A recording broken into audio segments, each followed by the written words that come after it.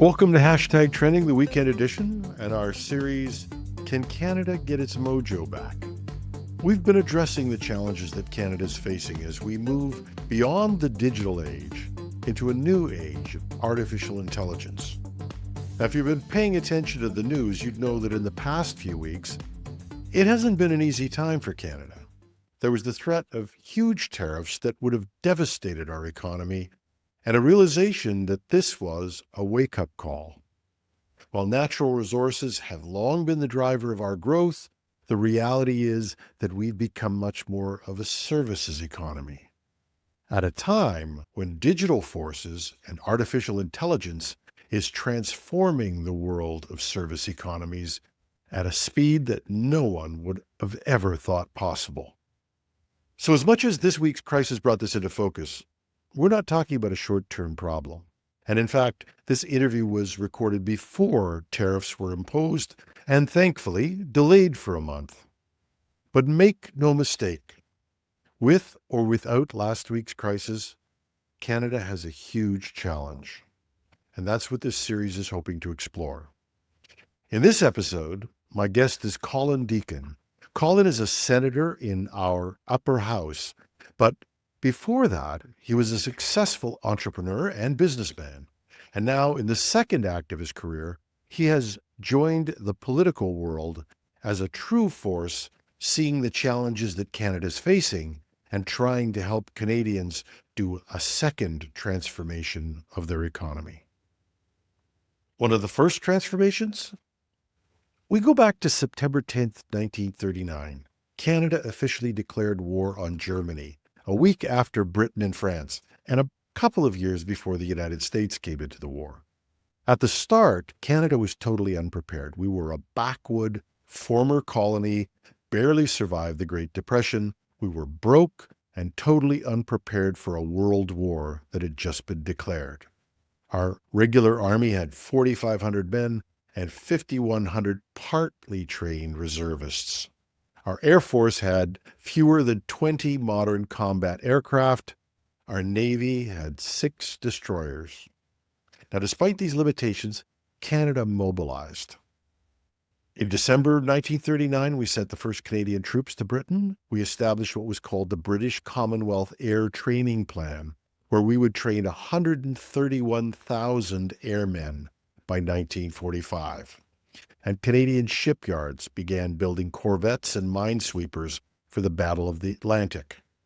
By 1945, just 6 years from then, over 1 million Canadians served in the military. The merchant marine fleet grew to 400 merchant ships by the end of the war. In total, Canadian shipyards constructed over 4,000 naval vessels, including 300 anti-submarine warships and 4 tribal-class destroyers. Canada played a crucial role in the Battle of the Atlantic, the D-Day invasion, and the liberation of the Netherlands. The country became a leading industrial power with one of the strongest economies in the world. I was born into that era, in the so-called baby boom that followed, an era of incredible prosperity. Now, despite that, I was born into a very poor family. A single mother raised 6 kids with a grade 6 education. We were the kids that you made jokes about. But still, I could, and I did, get a university degree, a job that vaulted me into the middle class and maybe the upper middle class. I did have to take out a student loan. I had to work for months to pay that off. That's the type of wealth and opportunity that was here for all of us. But make no mistake, Canada lost its way. It has not transformed itself into a truly digital economy. And as the next wave hits us, the new AI economy, we are in a difficult situation. Can we come back? Yes, but only with the courage, determination, and the new ideas for a new world economy that's powered by artificial intelligence and technical innovation. So this series has a Canadian focus, but it looks at how a country can tackle these new challenges that are coming at us in an economy that is nothing like we've ever seen. How do we cope? What do? We are asking advice from a number of leading Canadians. And today, our guest is Senator Colin Deacon. Welcome, Colin. Really great to see you, Jim. Thanks for inviting me to be back on your podcast. This is great. The audience loved you. We got requests, can we have more of Colin Deacon? So I had to get back to you. Well, there's one place in Canada where that's the case. Thank you very much. But I did want to talk to you, and we've been following each other on LinkedIn and talking about this, and I just want to ask you where the country is right now in your mind. Let's start with that question. Where are we? You probably saw one of my earlier posts, but I think we're in as precarious a position as we were in 1939. The country was very weak financially, having just survived the Great Depression. We had no military. We're entering into an existential threat globally against democracy and had to act. And within a year, we went from basically 13 ships in our Navy to, I think there's 13 or 14 corvettes starting to protect the North Atlantic. We can do it. We have done it before. My parents' generation achieved remarkable things in the recovery from the Great Depression. But Canada is in a precarious position right now. Our economy is not keeping up. We know that. We are not keeping up competitively in terms of the industries that we are nurturing and ensuring we succeed globally, not just domestically, but globally. We're not doing what we need to do to create the opportunity, jobs, and prosperity that will grow the pie that we keep handing out slices from. And so we've got to really focus in on the economy. We've got to grow, and we've got to grow at a time when there is an existential threat, clearly, to our sovereignty. I'm quite optimistic in what we can achieve.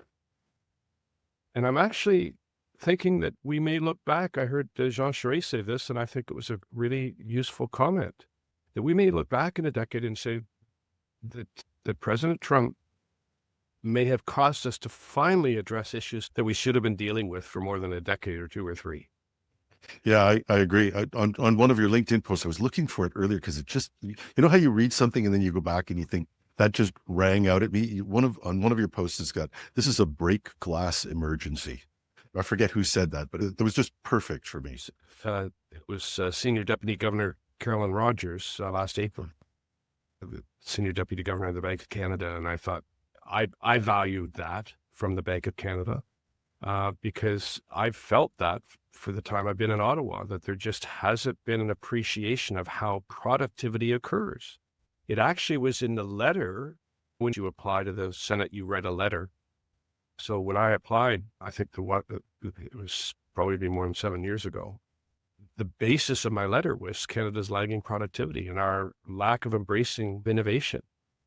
And the fact that we are a monopolistic economy and that we encourage monopolies and we discourage innovators. And we think that if you invest in research, you're investing in innovation. But those are two very different things. An idea needs to be turned into opportunity, jobs, and prosperity. And I've tried to do that a few times as an entrepreneur. It's a pretty tough process. And we don't do that process well in this country. We invent, we discover, we're great with our research, but we don't turn it into opportunities, jobs, and prosperity. And even when we do, we export those. This is the thing what's killing me right now is I don't think that even the people who get it, I'm a little afraid of, because they might be trying to solve the 1970s problem again. We're not a manufacturing economy. We're barely a natural resources economy. We're in a digital world, and the world becomes digital very quickly. There's an old saying, how do you go bankrupt? Slowly at first and then quickly. And I think we've been coasting through that slowly at first and don't realize how fast things are going to start happening. We largely failed at digital transformation. I've said this before. In the early 2000s, I used to be out talking to people around the world about Canada's digital government. We had a lot of promise. And it's been ignored. There has been some small success achieved by Terry Beach, but the reality is it's little demonstration projects. We have no digital government strategy at all. And if we did, you couldn't get appointed to the position of deputy minister unless you had digital demonstrated digital implementation experience. You couldn't get appointed through the federal government unless you'd taken courses and proven that you can contribute.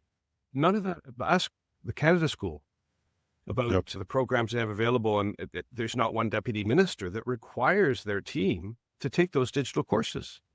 Yep. The demonstration of the fact that we are not taking this issue of digital government seriously is the fact that there is no deputy minister that is requiring their department and senior executives in their department to take courses from the Canada School to learn the requirements related to developing digital government programs. There is no deputy minister seeing their key criteria in their promotion being that they have experience and success in implementing digital government programs. We have no plan around digital government at a time when every Canadian does everything in their lives virtually on their phones. Yeah, I was in a meeting the other day and people were talking about the reasons why we don't have digital government. Canadians don't trust it. And then you saw my interview with Estonia came out of Russia. They're talking about their people didn't trust them. They still managed to get a digital government. It's not just a strategy. I'm tired of the word strategy. I don't want to tell my kids in 10 years that what you do about this, Dad. I helped develop a strategy. But they not only have a strategy, they have action. And we're still making excuses about Canadians won't trust us. No wonder they won't trust us. We're not getting results. But the data actually are that 8 out of 10 Canadians, when it's available, prefer digital government services. So when it's available, but as well, we're not doing anything to give Canadians more confidence. We're allowing the disinformation to erode Canadians' confidence. So I'll take digital identity as an example. Tens of thousands of emails into our office. Certainly, I'll say well over 10,000 the last time we looked. Emails into our office saying people do not implement this Chinese control system about my identity and what I do on the internet. And I did actually reach out to one person who I found was a real person and was able to contact them. I said, what is your objective here? What do you want? And they want security, privacy, and control. That's what digital identity provides. And the disinformation has convinced them otherwise. So as a result, I am not being provided the right to have a digital identity interface, banking, anything I do online in Canada because of the fact that there's a disinformation campaign that has been undermining my ability to implement a more secure system for myself. Yeah, and in the absence of that, the fraudsters are having a field day. They're having a field day. Because the disinformation is just let run wild. I don't understand it. I don't know why. The bank fraud situation in Canada is terrifying. I was honored to be invited as a unilingual Anglophone to be on a Quebec program that is their marketplace called La Facture. I was the only parliamentarian asked to be on it because I'm the only parliamentarian that's been speaking loudly about the growing problem of bank fraud where Canadians are having money stolen. And it all is preventable by technologies that are available today that our banks are not implementing. And there's no recourse for them. I've come across situations where banks aren't even reporting to their own fraud department, fraudulent events that have occurred, where false ID was presented at a branch, accepted, access to accounts was granted, shut down because of suspicious activity, and it still wasn't reported to their fraud department or to their customer from whom the money was stolen. So our failure to become a digital economy I think that's a fair assessment that we failed to become a digital economy. We're now going to move into an AI economy. And I was telling your assistant before this started, we think that our failure to act has no victims. And we just talked about one, older people who are taken advantage of, who lose everything they have in fraud. And we can't pass Bill C-26. We have a whole issue of the next generation and where they're going to work. And the example I gave is my son is a video editor.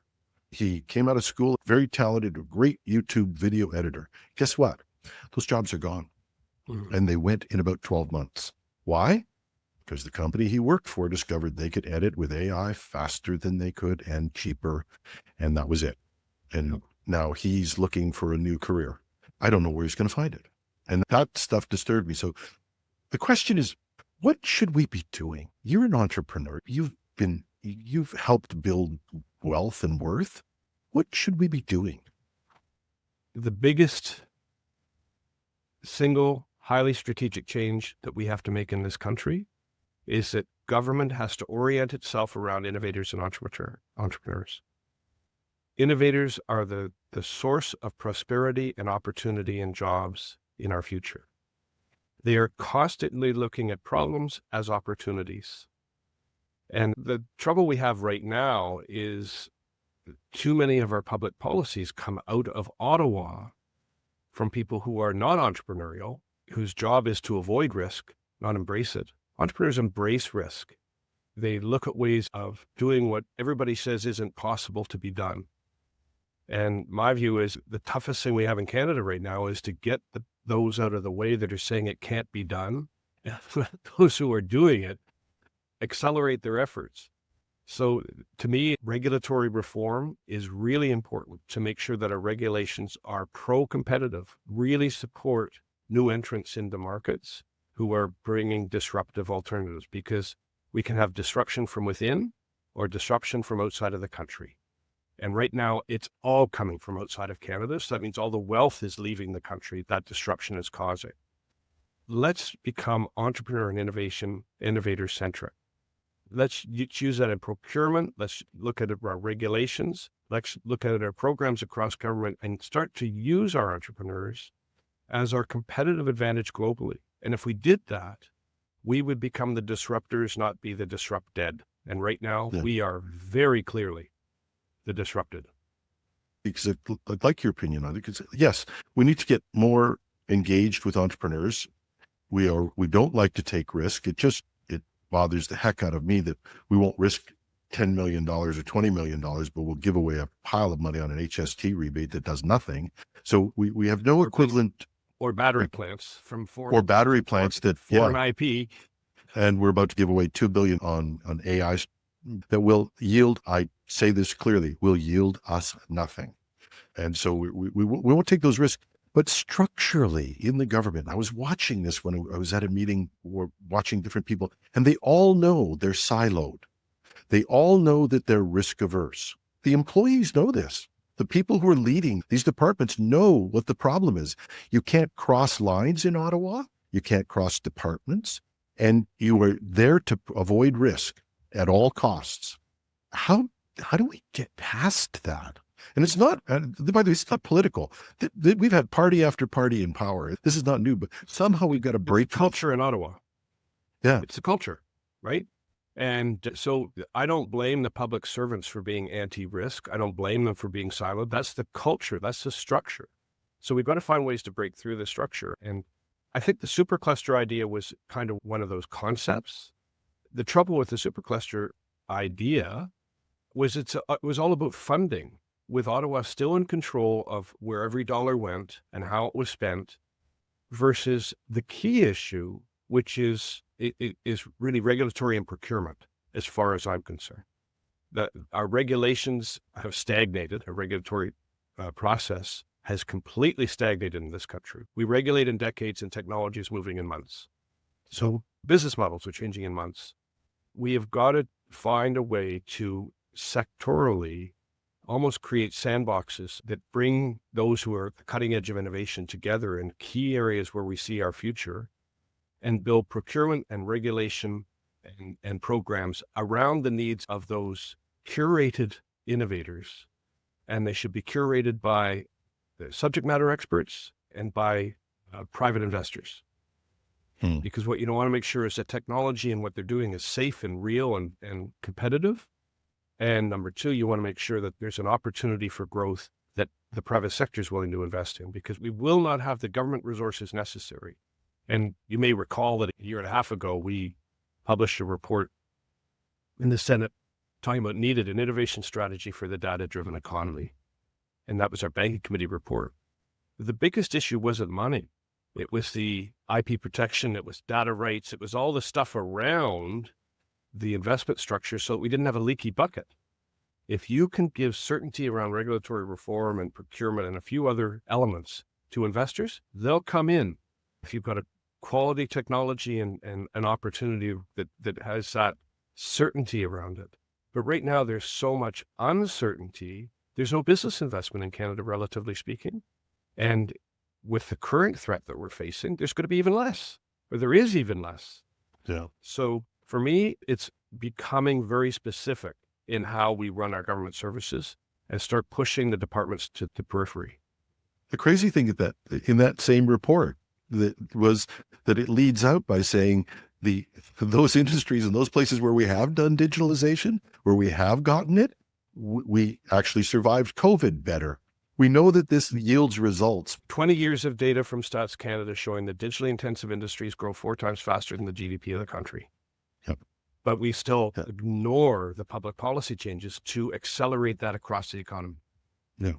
But let's say we could straighten this out. We could actually make a change in government processes and we invest the money. How do we keep it in Canada?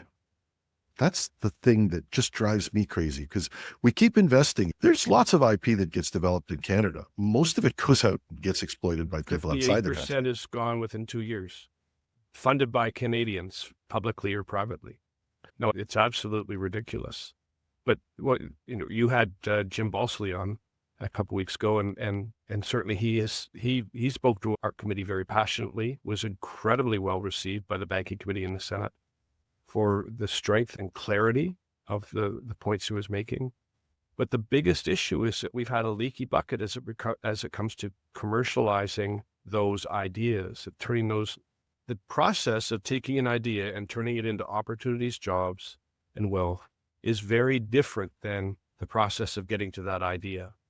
So we've got a great research engine in this country, but we've got absolutely no transmission that links it into the economy.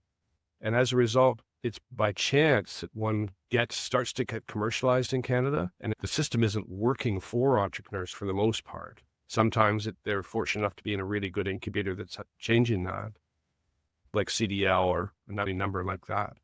But the chances of that, the system isn't designed to do that at this point in time. If that were to change, we wouldn't have the leaky bucket that we have right now, where most of the money that is invested has to come from outside of the country. We've got to find a way to have the certainty that we get investment from Canada and it's incentivized from Canada, be it, there's certainly a lot of debate about what the role should be of the Canada Pension Plan Investment Board or other of the Maple Leaf, the biggest pension funds in the country. But the reality is we don't have incentives for people to invest in business. It's seen as enriching the rich. This is about taking money from within a community and having it invested in that community. We've got to find a way to unlock the pools of capital that are right across our country in every community. There are people capable of investing in their community, but they need help to do that in a way that they have some certainty and comfort. And so we may want to look at equity tax credits. We may want to look at flow-through shares for IP. There's so many different tools that we can have if the priority becomes using our entrepreneurs to rebuild our competitiveness and sovereignty. I believe that our entrepreneurs are the ones who can help us solve our biggest, hairiest problems in healthcare, you name it. And we should be not buying solutions and have our public service decision makers are avoiding risk so heavily that they just go to the biggest supplier in the world. They always default to that. The whole system for procurement is designed around that, where that may be actually quite often the biggest risk to go down. I don't know if Canadians realize, I was a strategic consultant for about 20 years. I ran an international consulting practice. Yep. The only place I ever walked away and said I would never work there again was procurement in the Canadian federal government. Yep. And the reason is, no matter what you put together, somebody was coming out with a rule that says that some 3-letter company, some big American company was going to get this, and that's all there was going to be to it. Why? It's the least risk. We can't offend the free trade agreement, blah, blah, blah, blah, blah.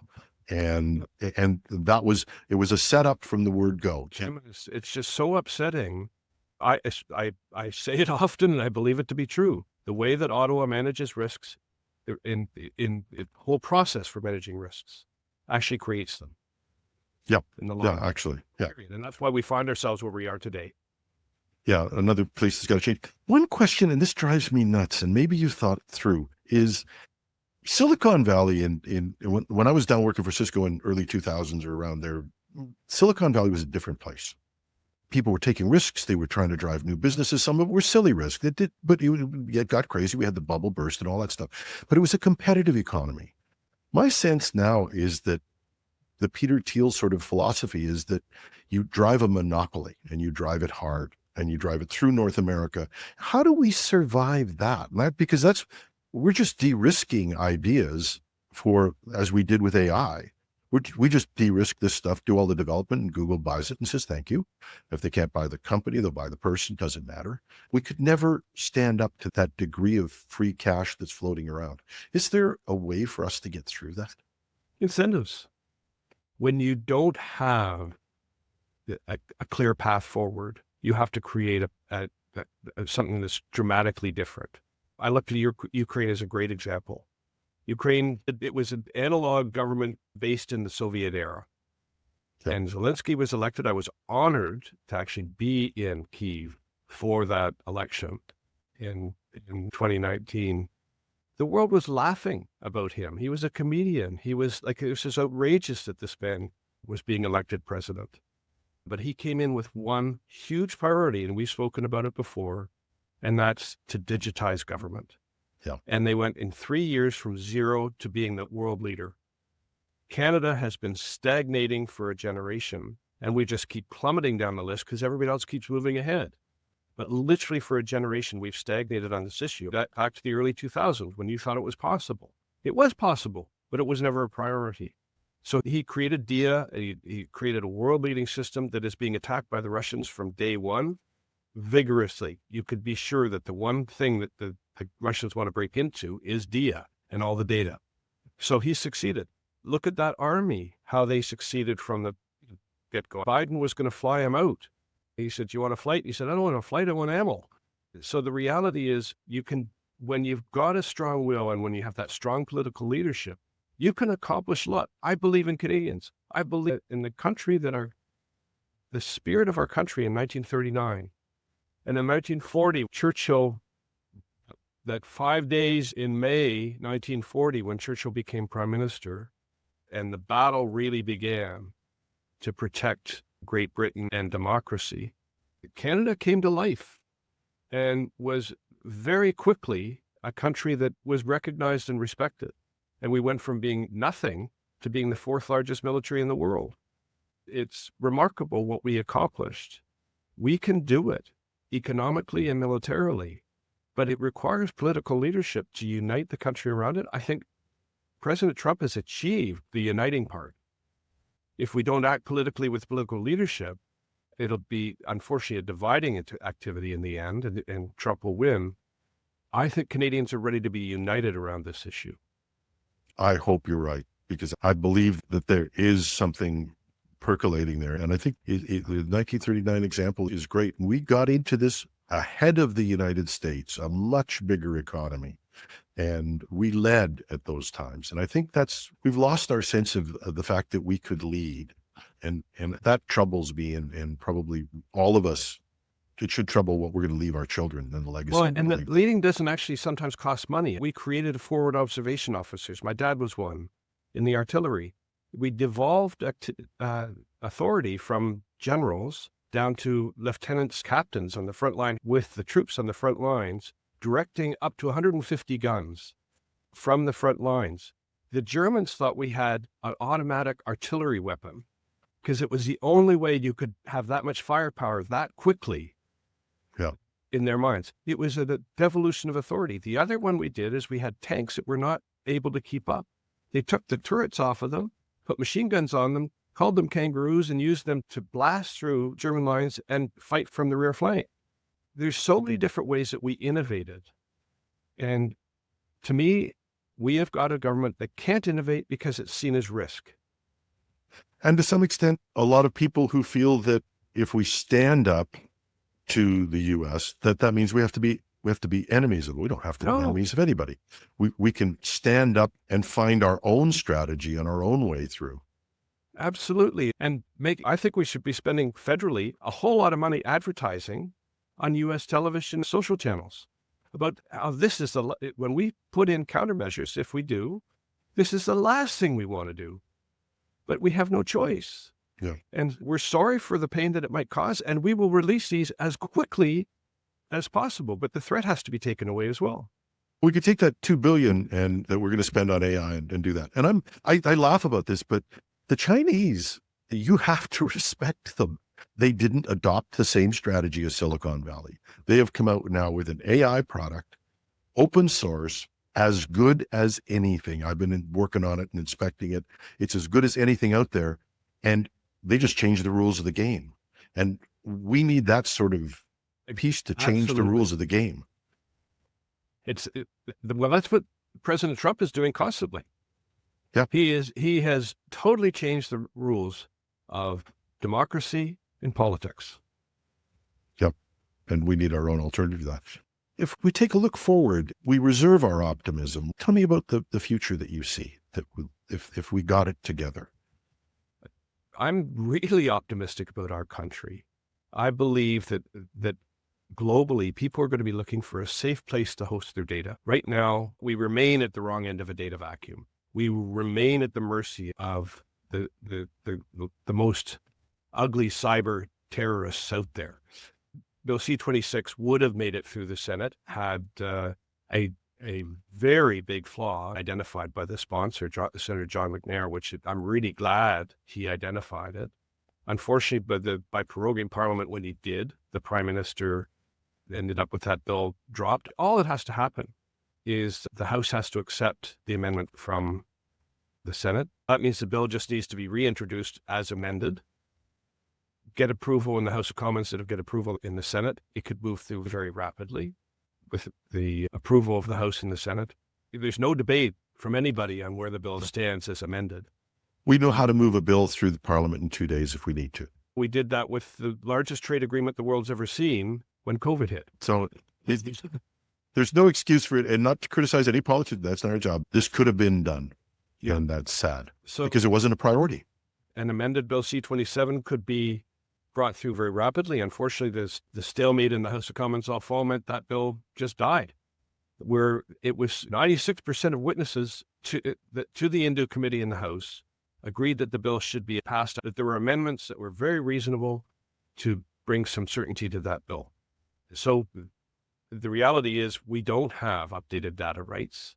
But if we did, if we had a cyber secure citizen right or individual data rights in a situation, imagine Canada becoming a destination for being the safe home for your data. As Switzerland became one of the safest banking systems for a period of time in the world and most trusted. There's a way for us to lead in an era where people are uncertain about who they're dealing with. If we had a regulatory environment that kept up with technological changes through using industry standards more than regulations, but that were seen as being equivalent to the regulations, we could have an environment where if you operated from Canada, you were automatically globally a trusted brand around the world. That this is one that is not going to be using your data against you, as most of the big tech companies do. It is going to be using your data for your benefit clearly and with your authority clearly. There's a huge opportunity for Canada to be a trusted leader globally. I don't know if people know how much work Jim Balsillie and his group have done to build a standards organization that is respected around the world. Thank you for saying that. There's the work of the Digital Governance Council created by Jim Balsillie, the vision of that. Council for Canadian Innovators. So there's a voice of innovators in Ottawa. There never was. There was big business, there was small business, but there was business generally. But for innovators and the challenges they're facing distinctly, nothing. So there's a huge debt of gratitude in my mind for the work he's done and the voice he's given to these issues, not just his own, but that so many others are empowered by the evidence that he's helped to create through CG, any number of these other organizations that he's helped to create, not just helped to create, led the creation of. Yeah, I thank you for saying that. And so what other things could we be doing to move forward? We just have to start viewing our problems as opportunities. In sales, use your strength your weakness as a strength. The way to succeed You don't let your weakness used against you. Find a way to use it as a strength. And we have that ability. We've done it before at an existential crisis. It was a military crisis. And I don't believe Americans are going to be invading Canada. But there's an economic strength being applied that is almost equivalent as far as I'm concerned. And it's in the risk that's being spoken about. How it will unfold, we don't know. We'll know as of Saturday. And my hope is, and I'm just afraid of all the elections and everything's happened. My hope is that we got through in 1939 because our government came together. Yes. And they realized it was more important to be Canadian than to be partisan. Yes, they didn't get along. Yes, they had different opinions, but everybody put the country first. And I don't know how we get to that again, because we can't have a stalemated parliament. I don't care what the excuse is. We've got to get to an election sooner than later, for sure. And Canadians have to be given a chance to decide how they want to go forward based on that election. And then we've got to start, as you say, working as Canadians. I have the luxury of being an independent senator. I'm not whipped. I'm not told what to say. That's a luxury in Ottawa, to be independent, nonpartisan. I get to focus just on policy. I don't have a whip looking over my shoulder saying, who are you talking to, or why are you speaking against this bill, whatever. I don't have any of that. I'm just hoping that more of us might be able to act just for Canada. Yep.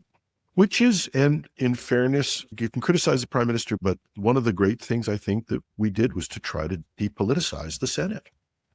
We knew people can work together. We don't have to sacrifice the country for our team. I would offer that I think it's unfortunate the Prime Minister chose to hang on as long as he did, because he had some legacy items.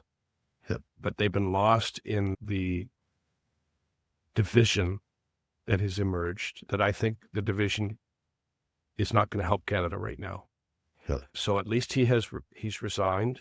I think the sooner he moves to the back, the better, because I don't think his voice has been heard clearly for quite a while. I think it's been tuned out. And right now we need voices that are really trusted. I think that Minister LeBlanc having the lead on this file is a good thing. I think his voice is trusted. But it's a really tough time in this country at this moment, because the frustration of those who are not confident in the Prime Minister anymore comes through as being anti-Canadian sometimes, and I don't think it is. It's a really tough time in this country, but there will be an election. I'm hoping it's sooner than later, and what we have to do is decide that after that election, we are going to work just as Canadians. And what can we do as business people and as citizens? And this is not Senator, this is you as a Canadian. What should we be doing? What could we as Canadians be doing to help us through this? I'm just a real believer that people have to focus not on problems, but on how they're going to make things better. What can we each do to improve our lot in our community, improve our lot in our province, nationally? The reason I could never be in opposition is I can't just criticize. My mother and my father sit on my shoulders, late mother and father sit on my shoulders. And if you don't have something constructive to say, then don't say anything at all. And so I couldn't possibly be in opposition. But I'm really hoping that all of us, as we start to move forward, focus on not just the simplistic responses, but how do we find a way to be more competitive? And it's going to take some tough medicine for all of us. I'm genuinely worried about the hardship that's going to come over at least the next 2 years, but maybe for 4 years and maybe beyond that. We don't know. I'm worried about the hardship that's going to come. We are in a very precarious position today. People being angry about that, I respect. But the fact of the matter is, we've got to stop being angry, and we got to start focusing on what we need to do differently. That's the hard part. It's easy to be angry. It's easy to incite people to be angry about the circumstances they find themselves in and to blame others.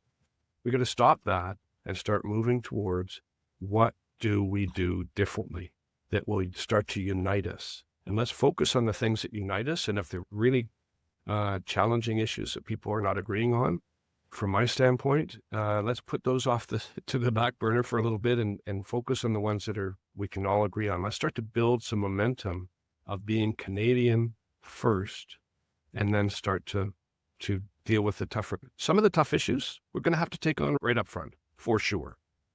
But let's be very strategic about which ones. Yeah. I think it's a question of keeping focus. You did a marvelous thing on your LinkedIn piece where you were talking about pages for the Senate, taking bright people from university and giving them an exposure to government. I'm hoping that we can tell those young people in 10 years that we helped create a future for them. They inspire us in the Senate every day. We've got to, I know of schools that I'm aware of that came to Ottawa at grade 7, grade 8 kids coming to Ottawa, did not visit Parliament. No way. Did not visit Parliament. Took a ghost walk, went to the Museum of Civilization, went to the Museum of Nature, you name it, did not visit Parliament. It terrified me. It scared the bejesus out of me. Hey, I don't know what to say. When I went to visit Parliament, we were singing Canada. So it's been a while, but it was one of the great honors of my life walking. Bobby Jimmy, wasn't it? Yeah, we can do it again. Yeah. This is a challenging time for our country, but I believe in Canada. I believe in what we've accomplished in the past. I believe what we can accomplish in the future. From grain farmers on the prairies to Indigenous communities across the country to the Atlantic Canada and the West Coast, I'm identifying huge opportunities in carbon removal technologies that are great new business industries. We have to fight climate change. It's real. We got to fight it. Canada's got a huge industrial opportunity in removing carbon from the atmosphere and leading in that globally. It's not saying you don't reduce your carbon emissions. Of course, we have to reduce our carbon emissions, but we also need to remove past emissions. There's huge new industries there for us to take global leadership in. We just have to, as a country, decide that's important. Rather than taking prosperity for granted, the moment we stop taking prosperity for granted in Canada, we've got a lot of opportunity in our future. I'm going to leave us there. Colin, thank you so much for joining me on the program. As always, you're an inspiration, and I thank you for helping. These aren't easy answers, and they're not easy questions, and I thank you for helping our audience and me through those. Jim, I appreciate you taking the time to do what you do. My guest has been Senator Colin Deacon, entrepreneur, proud Canadian, and a member of our upper chamber. Thank you so much, sir. Thanks, Jim. Really nice to see you. And that's the second episode of our show, Can Canada Get Its Mojo Back? I hope you're enjoying this series. I'd love to hear your comments, questions, and even guest suggestions. You could reach me at editorial@technewsday.ca or find me on LinkedIn, or if you're watching this on YouTube, leave us a comment and maybe a like and subscribe if you're so inclined. I'm your host, Jim Love. Thanks for spending time with us.